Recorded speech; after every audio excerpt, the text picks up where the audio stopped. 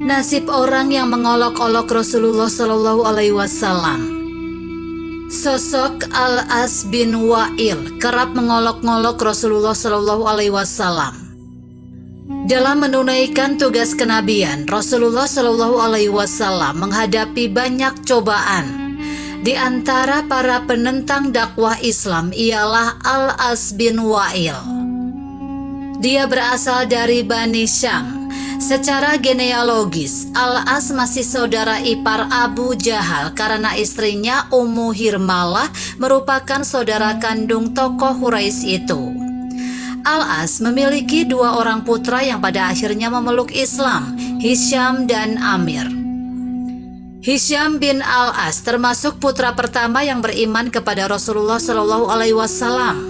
Begitu mengetahui keislaman anaknya itu, Al-As menyiksa Hisham hampir setiap hari.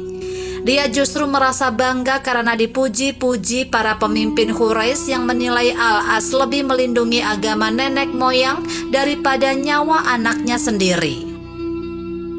Saudara kandung Hisham yang lebih tua bernama Amir bin Al-As. Sejarah mengenangnya sebagai sang pembebas Mesir.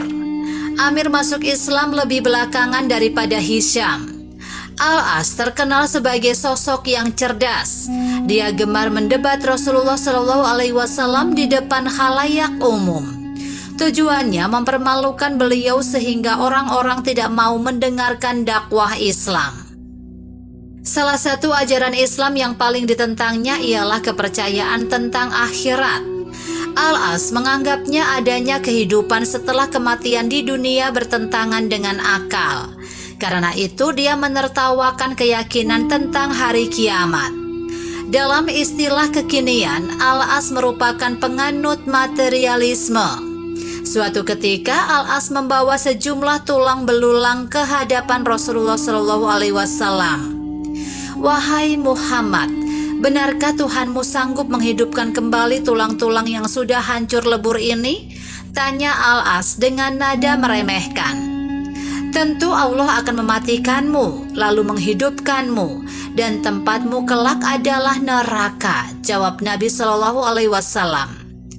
Peristiwa itu menjadi sebab turunnya surah Yasin ayat 78 dan 79. Artinya, dan dia membuat perumpamaan bagi kami, dan dia lupa kepada kejadiannya. Dia berkata, siapakah yang dapat menghidupkan tulang belulang yang telah hancur luluh? Katakanlah, dia akan dihidupkan oleh Tuhan yang menciptakannya kali yang pertama, dan dia maha mengetahui tentang segala makhluk. Pada lain waktu, Al-As bahkan menyinggung perasaan Nabi Shallallahu Alaihi Wasallam. Saat itu Rasulullah Shallallahu Alaihi Wasallam dan kaum muslimin sedang berduka, sebab putra beliau Ibrahim belum lama meninggal dunia.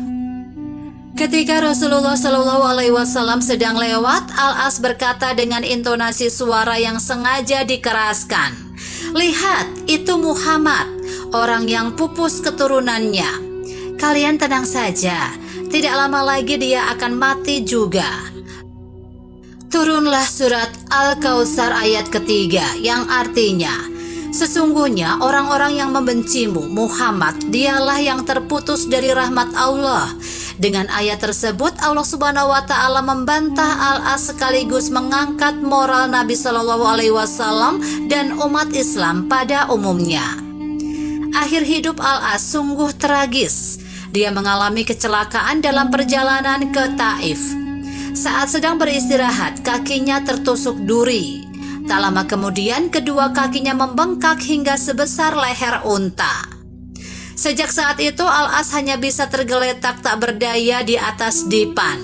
Bahkan tidak hanya kakinya, seluruh tubuhnya kemudian membusuk sehingga orang-orang tak sudi mendekatinya.